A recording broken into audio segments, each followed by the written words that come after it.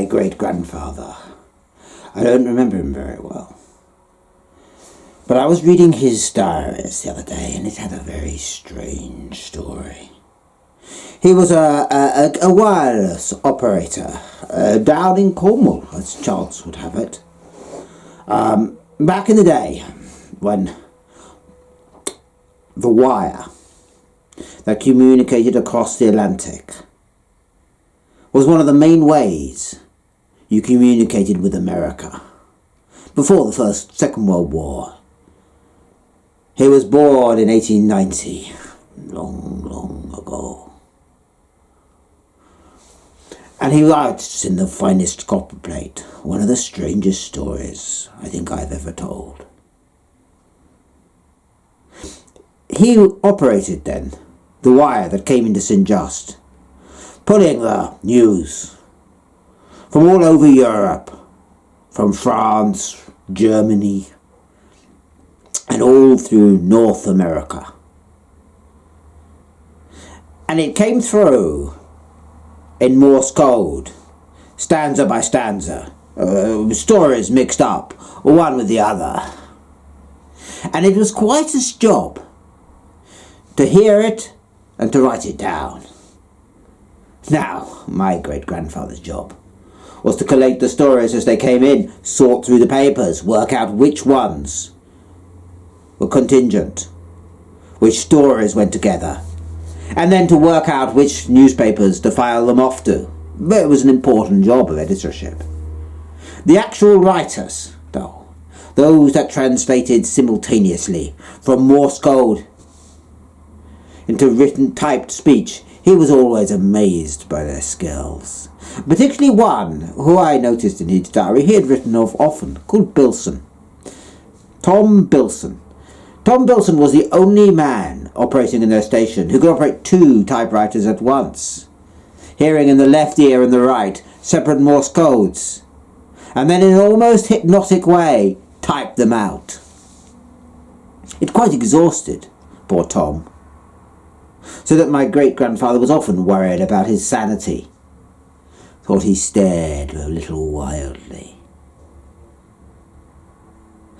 Be that as it is, on this particular night he was alone with Tom, and Tom looked up into the fog that was blowing in from the sea and said, in a slightly strange voice, "It's a hot fog. Don't you feel its heat?" Now, for a moment it seemed to my great-grandfather that actually the fog was warm. He never saw the like.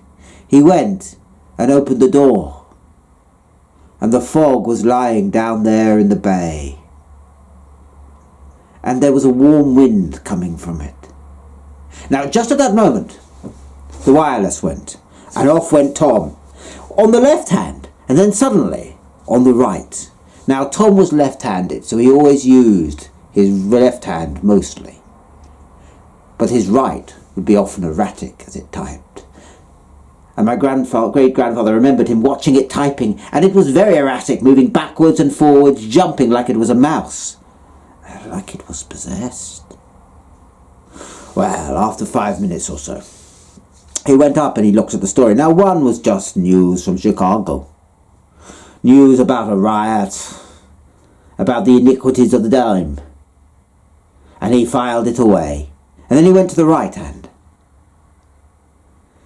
And there he read, "A strange fog of so many colours is blowing in. Some say it's blowing from the north, the great graveyard.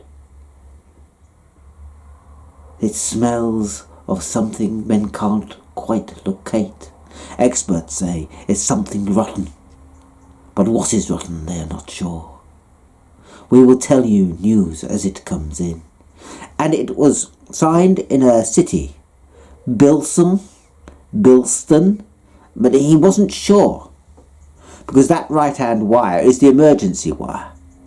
They usually put the country it is in, at least, but this just said Bilston, and the time, 9 p.m. Well, it was 9 p.m. in Cornwall, so he assumed that Tom had just translated, as sometimes he did, the time into the time on the clock above him. Well, my great-grandfather spent the time filing off the news from Chicago and wondered what to do with the one from Bilston. He put it in a pile of its own, for he felt sure further stories would come. Sure enough, at about 10:30, Tom suddenly looked up, and his right hand went and went and went and went and went and went and went, while his left hand typed more sedately, more carefully.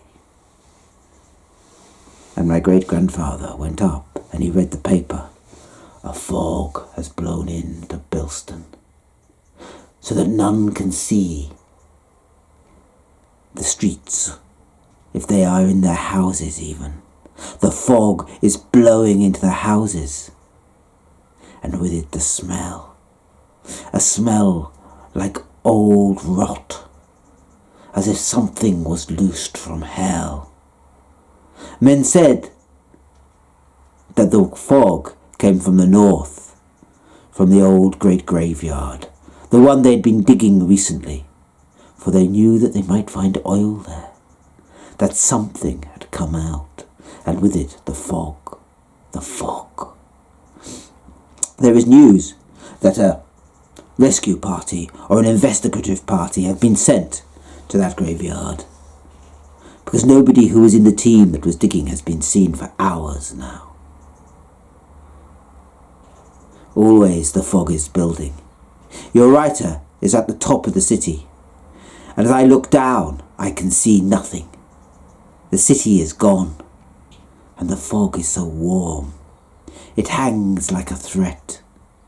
More to follow when I know it. Now, my great-grandfather read that with a consuming interest, and he noticed the date, again, 10 o'clock. Tom must have translated it into Cornish time, but it gave him the shivers to think about it. He went out and he looked down and wondered what was happening in Bilston, or Bilston, wherever it was. And the fog seemed to be building. He shivered, listening for the far-off sea, when suddenly, snap, he heard Tom's typewriter go again, and off went the right hand. My great-grandfather looked at the clock. It was just past 11.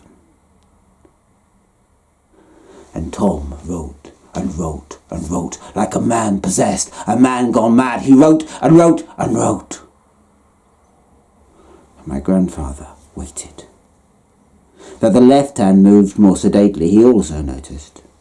And he thought to himself, as a good editor, I shall have a look at the left first. And so in his impatience, he filed off stories about Paris and stories about New York, lost dogs and collapsed Morse markets.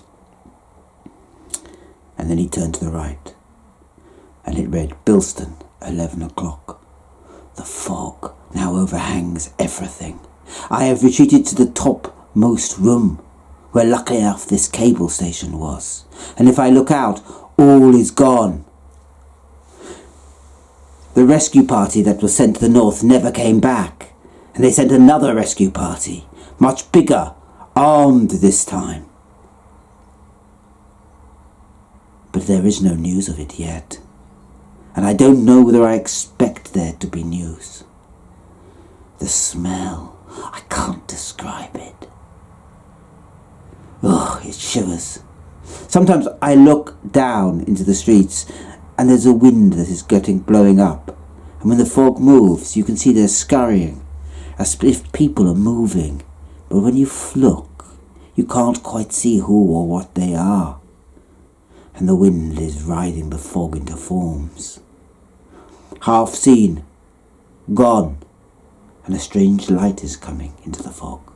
A strange, odd, hard green light, as if the fog was never natural, never of this world.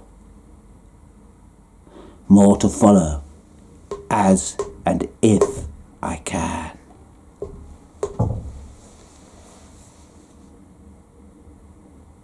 Well, my great-grandfather went through the entire encyclopedia to see if he could look up Bilston.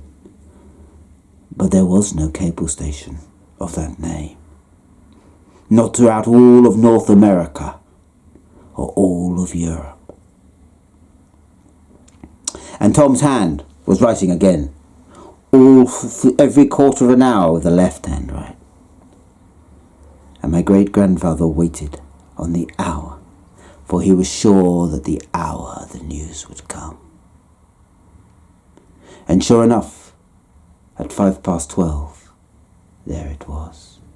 The fog now is everywhere, always writhing. No news beyond this building.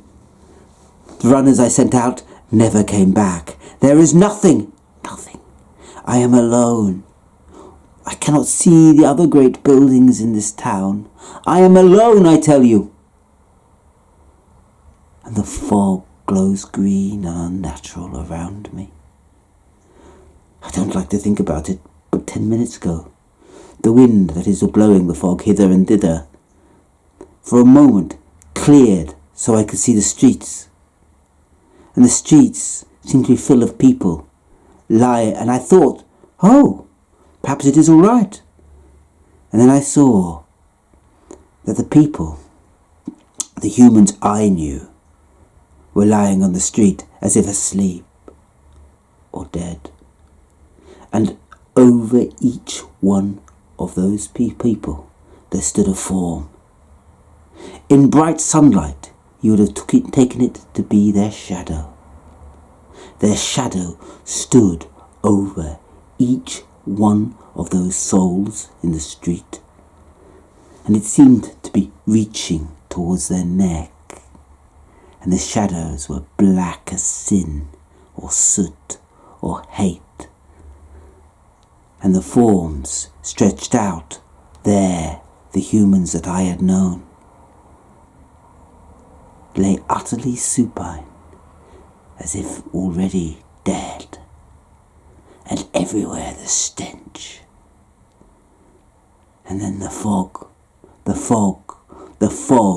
folded up, and it rises up to a crescendo, I tell you, and my room is already full of its green light as it comes in through the window. Always my shadow rising. My shadow is here. And there Tom broke off. And nothing more did he write. Now it was about 1 o'clock when my great-grandfather heard the telegraph go again. But this was a smooth, and he assumed that Tom would write it with his left hand. But he did not move at all. So my grandfather called to him and said, "Are you all right, Tom?" And he went to shake him. But as he shook him, he felt that Tom was cool and his body was rigid. He had been dead for hours and hours. The doctor said he had died soon after his last words. And no one talked of the fact that something had typed and typed and typed again, all through the night of Bilston, a city that was not.